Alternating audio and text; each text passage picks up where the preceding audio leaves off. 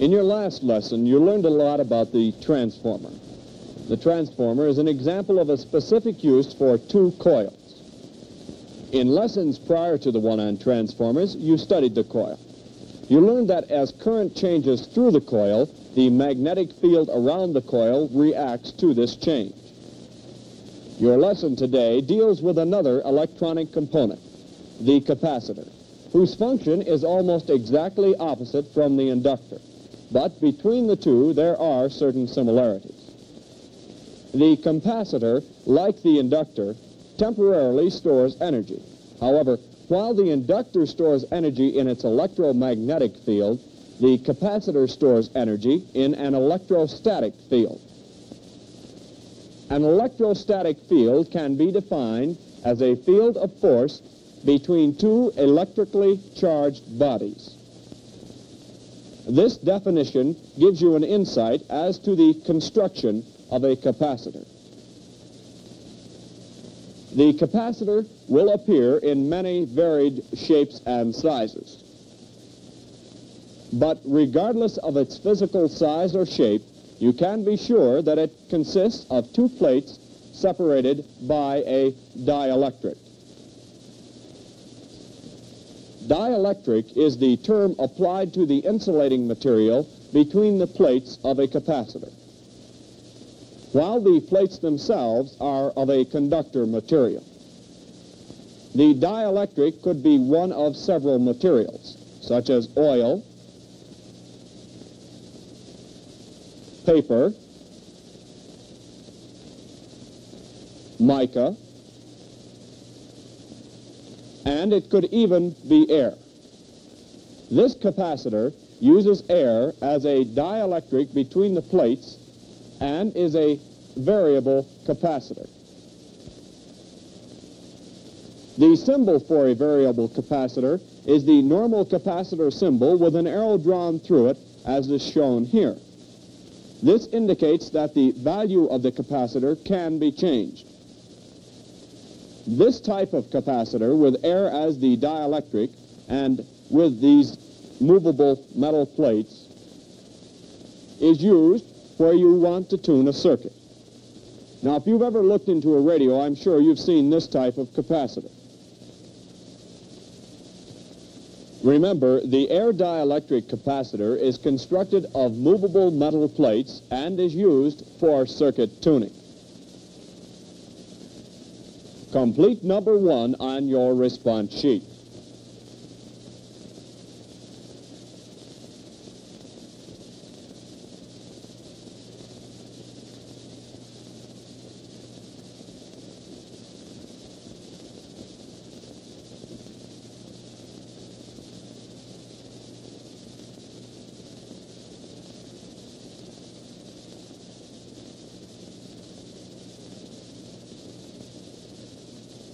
You should have written movable metal and tuning.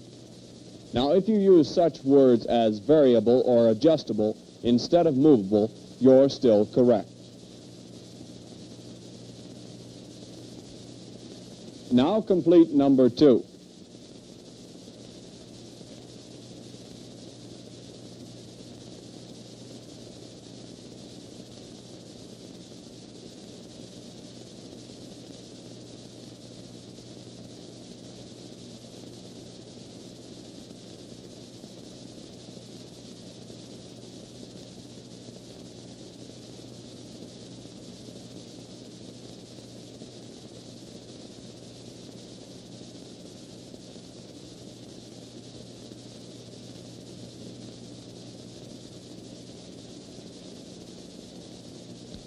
Your answer this time should be movable metal plates and circuit tuning.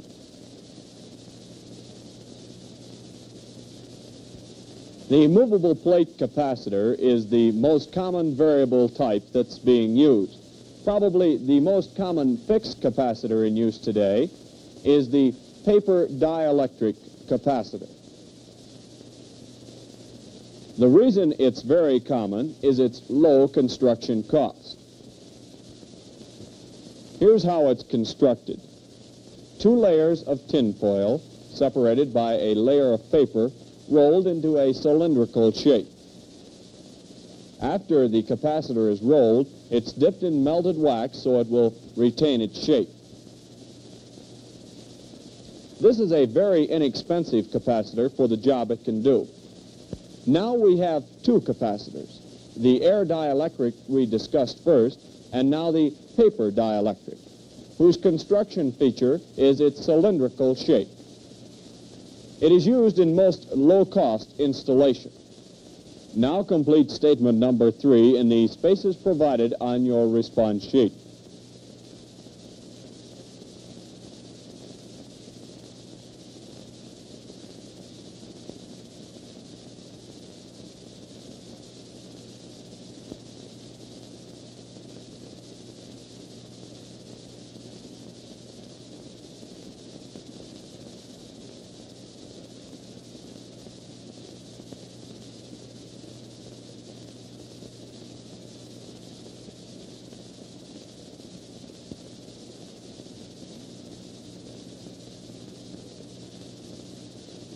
You should have answered cylindrical shape and low-cost usage. Now do number 4 on your response sheet.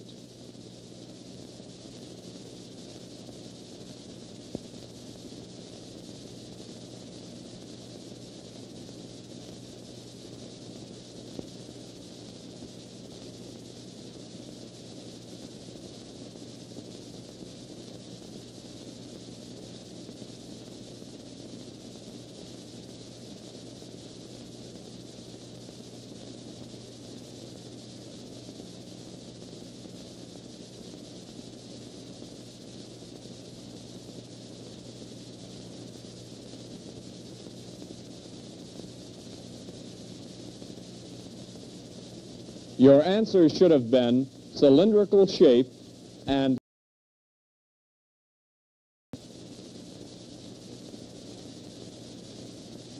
now let's move on to another capacitor and we'll discuss its construction features.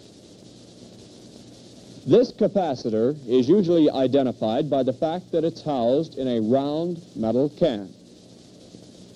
In other ways, its physical shape is very similar to the cylindrical paper capacitor. It's used when you want a very large capacitance in a fairly small space.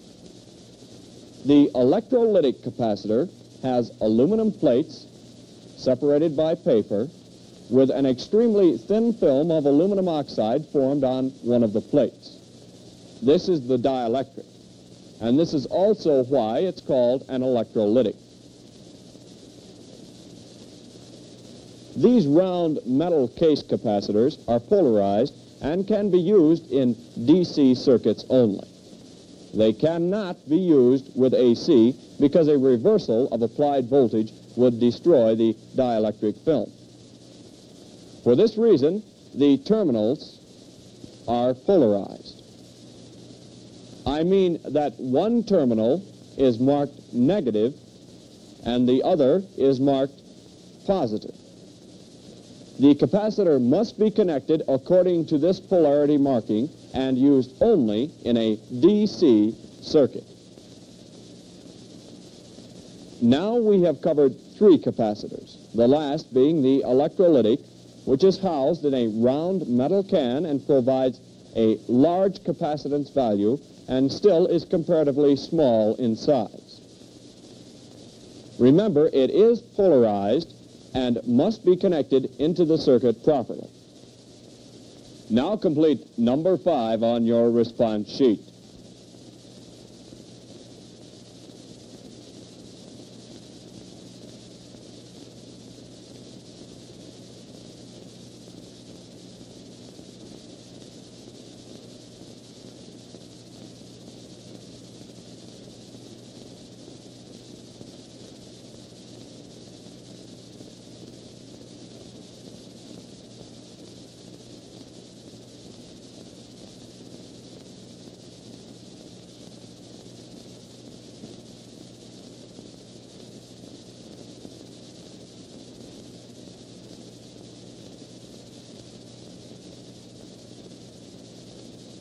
You should have completed the statement so it reads like this.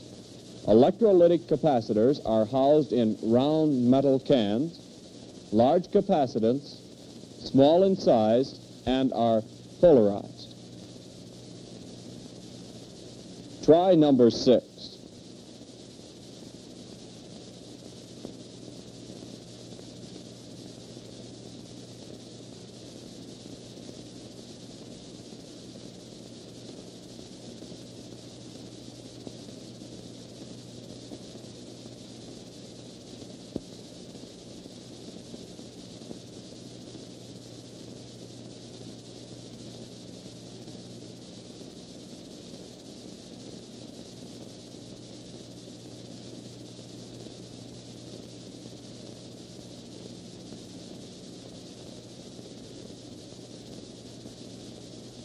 Under construction, you should have round metal can and large capacitance, small size, and are polarized under usage. Now, there's one other capacitor in a metal can which we should discuss. This one takes the shape of a square or rectangle. The square or rectangular capacitor uses oil for a dielectric. The oil dielectric capacitor provides all the advantages of the electrolytic type. That is, it has the same large capacitance and is reasonably small in size, and in addition, it has one very important advantage over the electrolytic capacitor. You'll notice that there are no polarity markings on the can. It is not polarized and can be used in both DC and AC circuits. Remember, large capacitors of the electrolytic and oil-filled types are both contained in metal cans. They are both relatively small in size, that is, small for the amount of capacitance they have.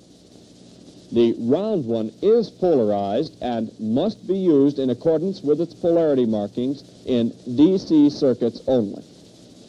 The square or rectangular has an oil dielectric and is not polarized. Therefore, it can be used in either DC or AC circuits. Now complete number 7 on your response sheet.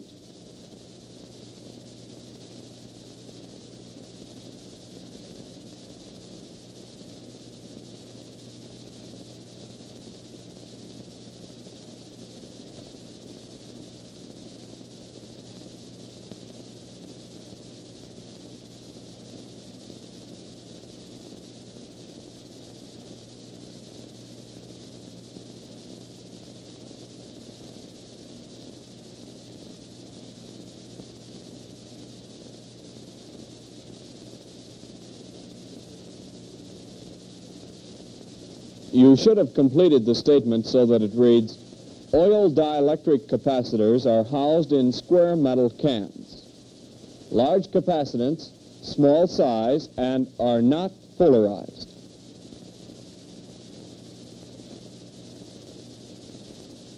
Now complete number 8.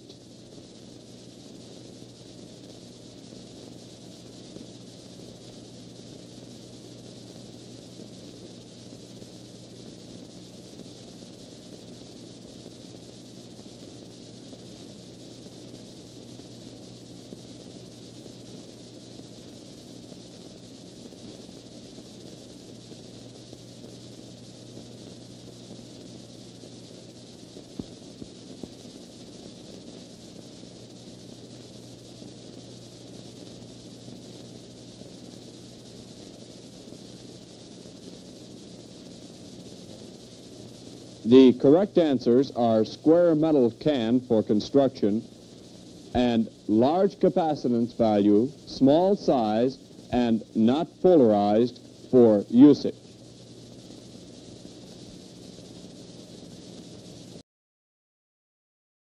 Let's look at a couple of capacitors that are physically different, but they have the same general usage. These are quite small in size and have a small capacitance. Their greatest advantage over other capacitors is that they are protected from dampness or extreme humidity. Let's refer to them as humidity-proof.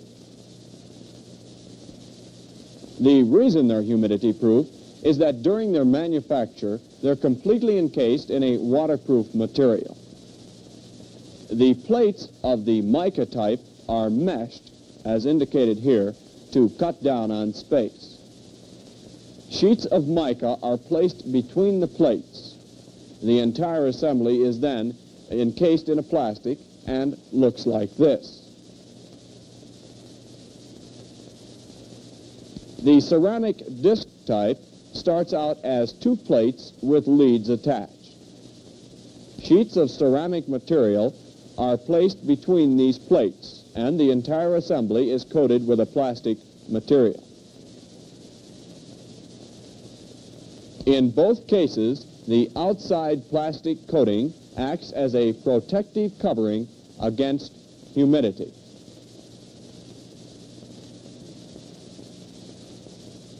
Now we have discussed 5 different capacitors: air, paper, electrolytic, oil, and finally, the ceramic. The ceramic capacitor is wafer or disc-shaped, small in size, and has small capacitance and is humidity-proof. Now complete number 9 on your response sheet.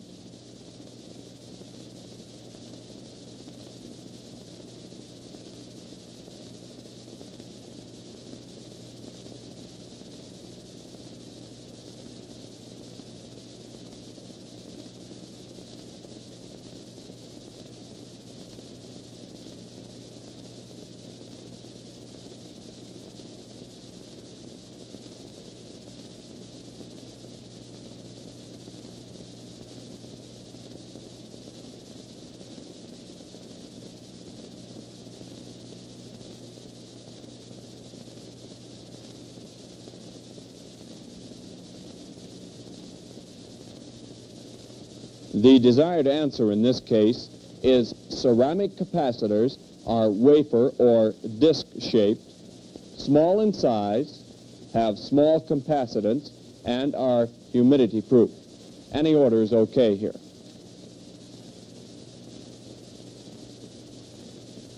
Now try number 10.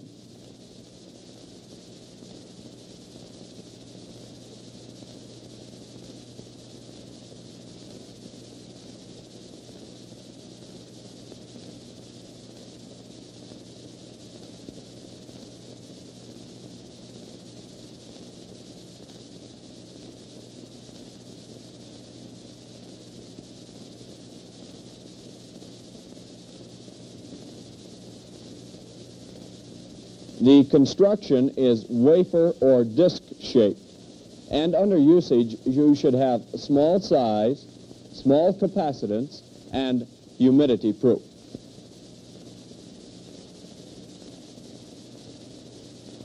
Now, you've heard me speak of the various capacitors as having large and small capacitance. When I say large capacitance, I'm saying that it has the capability of creating a large electrostatic field. The electrostatic field results from the charge on the two plates. Now, you recall that the storage of energy in a coil is in the magnetic field. In the capacitor, the energy is stored in the electrostatic field. The ability of a capacitor to store electrons when charged is measured in farads. A 1 farad capacitor connected to a 1-volt battery would have 1 coulomb of electrons on its negative plate. A 1 farad capacitor would be a gigantically large capacitor. You'll never see one. Practical capacitors, the ones that you'll see, will have capacitance values in microfarads or microfarads. Many times it will be necessary for you to complete problems which require converting the micro or micros to a whole farad.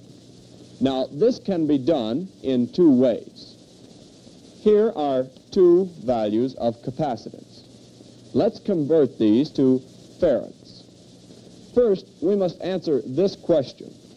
How much is a microfarad? Well, you should know that micro means 1 million. And it also means that the decimal point must be moved to the left from its original placement. Therefore, I can write this value in this manner.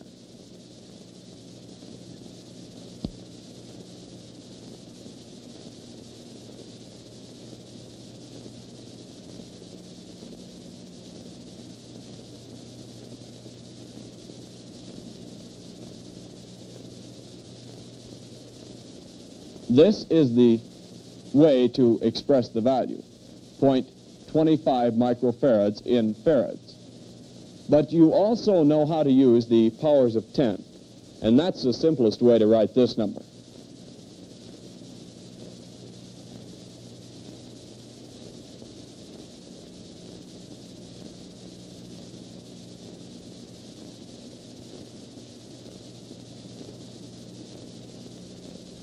All you need to do is count the number of places to the right of the decimal point and write the value as I did, using the number of places as the minus power of 10. Now, in this one, we must move the decimal point 12 places to the left because it's in microfarads. You can write it the hard way like this.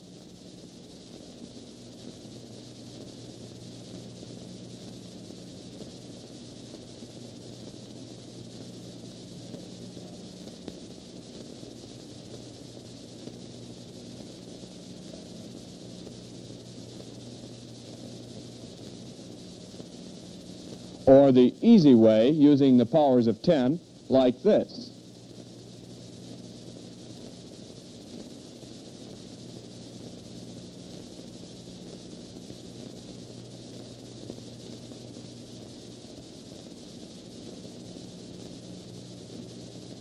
Either way is correct, but using the powers of 10 is, of course, the easiest. Try this one. Put your answer in space number 11 on your response sheet.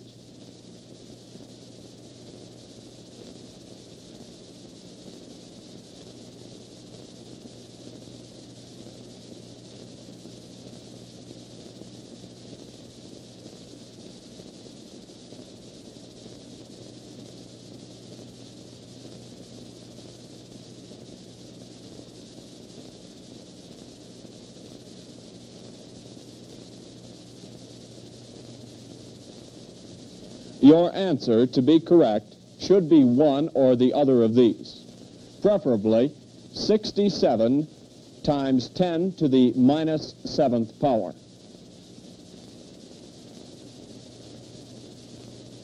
Now answer number 12 on your response sheet.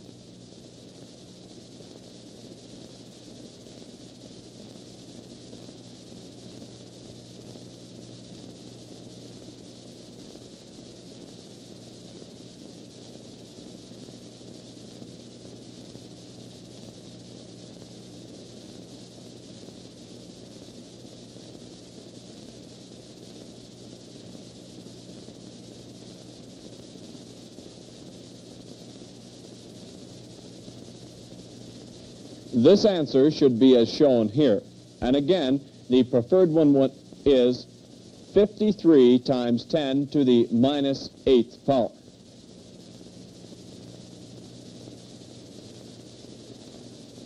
Now convert number 13 to farads.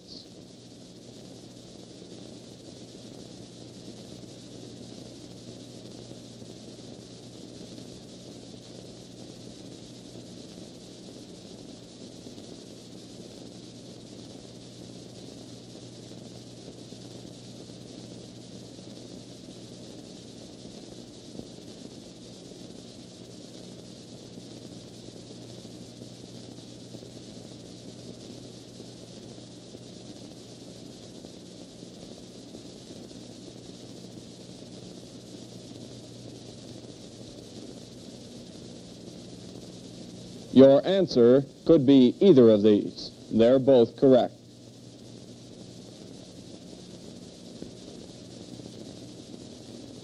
Now, here's one last try at it.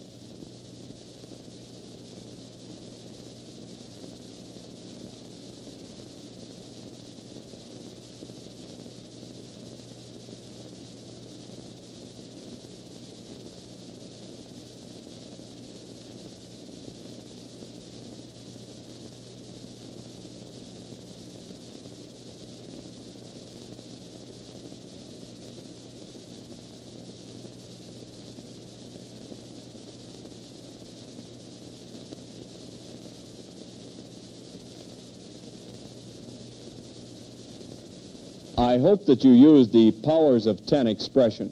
However, if you chose the hard way and got the right answer, well, that's...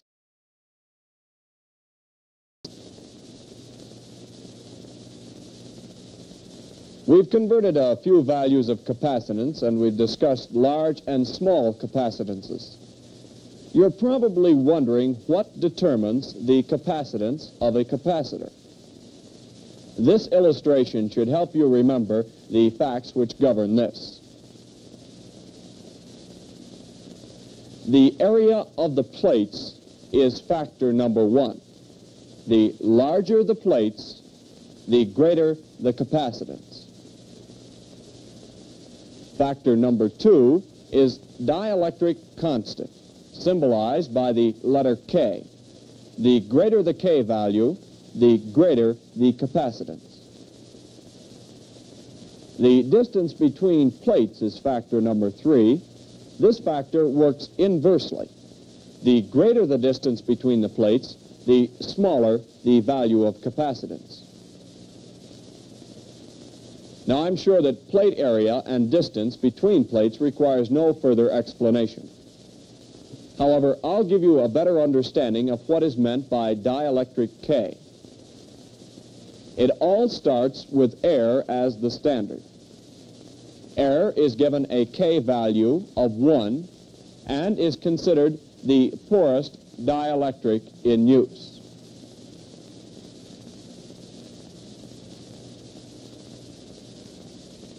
Other materials that are used for dielectrics cause an increase in the K rating.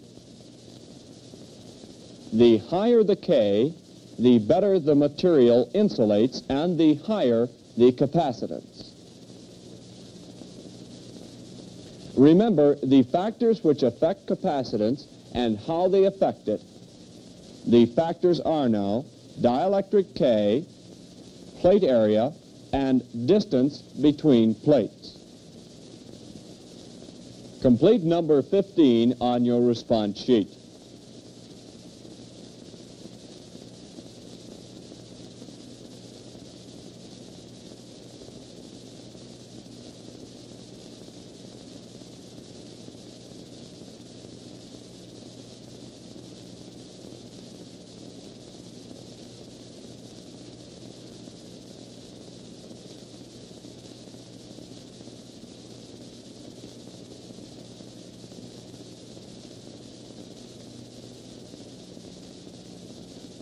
The correct answers are dielectric K, area of the plates, and distance between the plates. Any order on these is correct.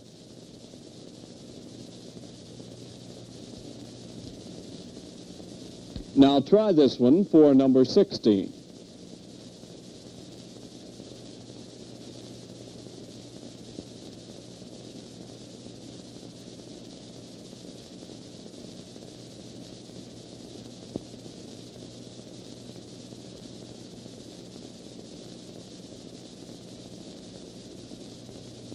Capacitance increases with an increase in dielectric K. Now complete number 17 on your response sheet.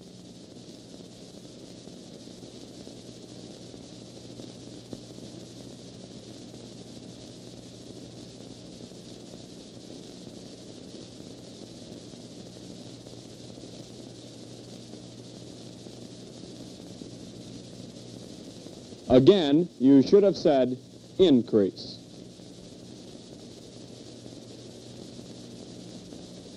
Now complete statement number 18.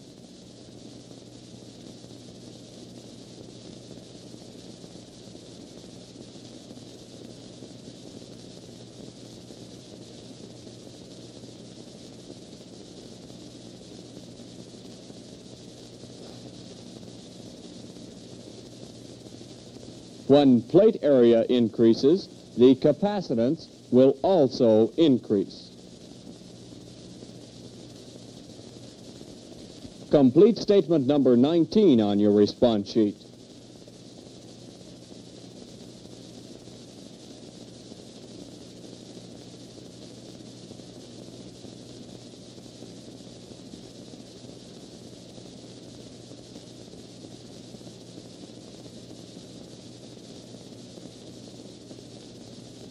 The correct word is again increases.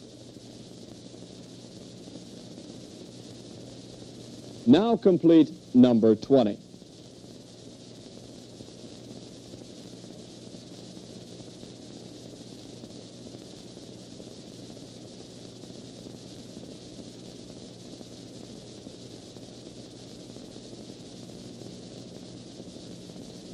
The correct answer is decreases. Now answer number 21.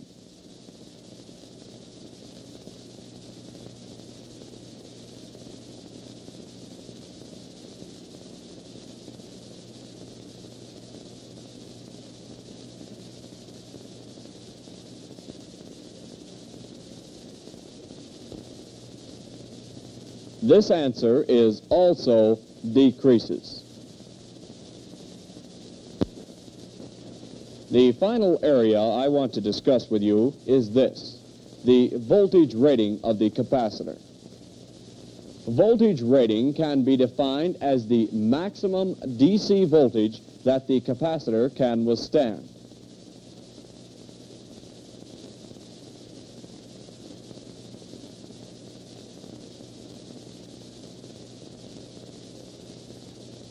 This is also referred to as the breakdown voltage.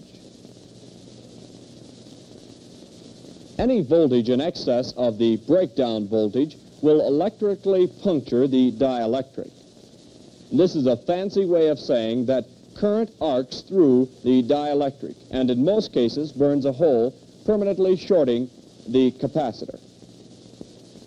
Now, the three factors which determine the voltage rating of a capacitor are the dielectric K, the distance between plates, and finally, the thickness of the dielectric. When an electrical charge is built up between two bodies, like the plates of a capacitor, there's a tendency for a current to arc between the two bodies. Whether we get an arc or not depends on how far the current has to jump and the insulating quality of the dielectric. The further apart the plates are, the higher the dielectric K, and the thicker the dielectric is, the higher the voltage rating will be. Remember, these factors, dielectric K, the distance between the plates, and the thickness of the dielectric. Now try question number 22 on your response sheet.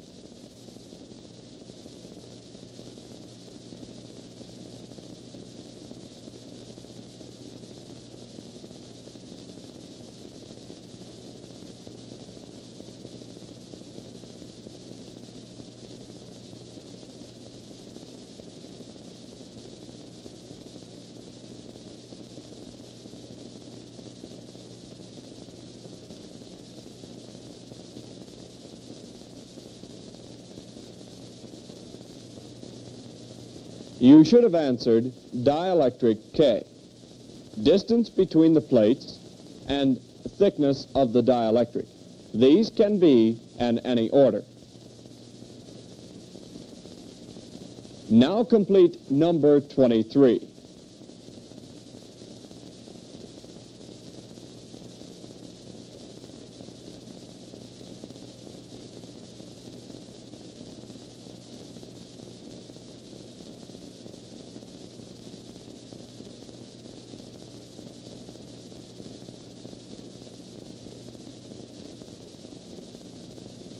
Your answers are dielectric K, distance between the plates, and thickness of the dielectric. Once again, these can be in any order.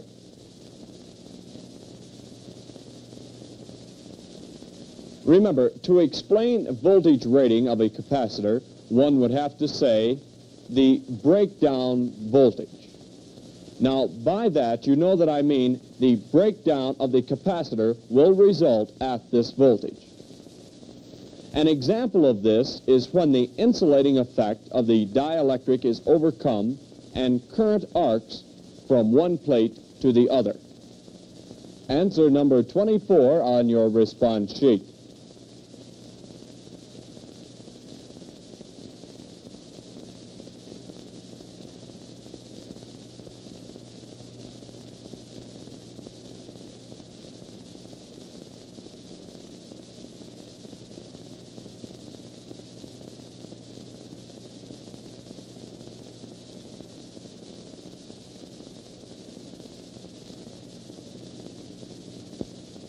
Your answer should be breakdown voltage.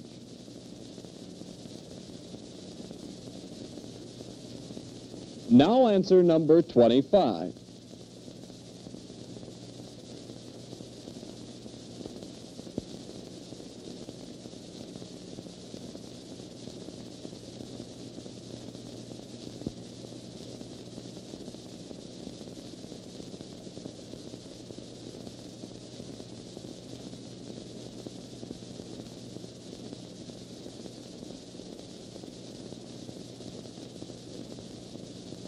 This answer is also the breakdown voltage.